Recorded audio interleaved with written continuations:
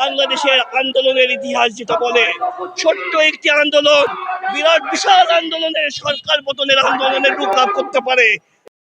স্থান অধিকারী ব্যাংক হিসেবে স্বীকৃতি পেয়েছে সেই ব্যাংক, যাদের হাত ধরে, যাদের প্রচেষ্টায়, যাদের তৎপরতা এখানে গিয়েছে, তাদেরকে বাদ দিয়ে, তাদের পরিচালনা পর্ষদ থেকে বিদায় করে দিয়ে এমন ব্যক্তিদেরকে পরিচালনা পর্ষদের চেয়ারম্যান হিসেবে নিয়েছে যারা বিগত ফ্যাসিস্ট সরকারের দোসর ছিল এবং ফ্যাসিস্ট সরকারের আমলে নিয়োগপ্রাপ্ত ডেপুটি গভর্নর ছিল।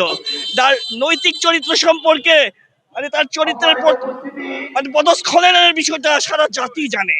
একটি শরিয়া ভিত্তিক ইসলামী ব্যাংকিং এ একজন চেয়ারম্যান শরিয়ার অনুসরণ করবে না, সেই ধরনের লোক যদি ইসলামী ব্যাংকের চেয়ারম্যান হয়, তাহলে তৌহিদি জনতা, ইসলাম প্রিয় জনতা যারা এই ব্যাংকে আমানত গচ্ছিত রাখে, তাদের ঈমান আকীদা প্রশ্নবিদ্ধ হবে।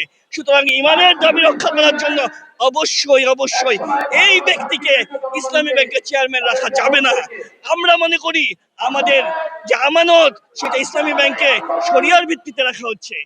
ওই চেয়ারম্যান নিজে ইসলামী শরিয়ার ভিত্তিতে চলেন না, ইসলামী জ্ঞান যার নাই, সে কিভাবে শরিয়া ভিত্তিক ইসলামী ব্যাংকের চেয়ারম্যান হয়? তদুপরি তার নৈতিক চরিত্র এবং তার স্ত্রী একজন ঋণ খেলাপি, সেই দুর্নীতিবাজ এই পবিত্র ইসলামী ব্যাংকে কখনোই চেয়ারম্যান হতে পারেন না। সুতরাং 1 তারিখ থেকে যে আন্দোলন শুরু হয়েছে, সেই আন্দোলন দাবি না আদায় হওয়া পর্যন্ত চলতেই থাকবে। এবং বাংলাদেশের আন্দোলনের ইতিহাস যেটা বলে, ছোট্ট একটি আন্দোলন বিরাট বিশাল আন্দোলনের, সরকার পতনের আন্দোলনের রূপ লাভ করতে পারে। সুতরাং সরকারকে আমি বলবো, আপনারা নিরাপদ সড়ক আন্দোলন দেখেছেন, আপনারা বৈষম্য বিরোধী ছাত্র আন্দোলন দেখেছেন, যেই আন্দোলন ছিল এক দফা এক দাবি, স্বৈরাচারটি কবে যাবি, এরশাদের হাসিনার পতন ঘটেছিল।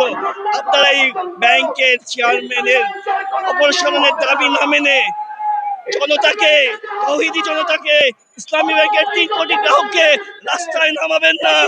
যদি নামান, তাহলে এর পরিণতির সমস্ত দায় দায়িত্ব আপনাদেরকে নিতে হবে। আসসালামু আলাইকুম।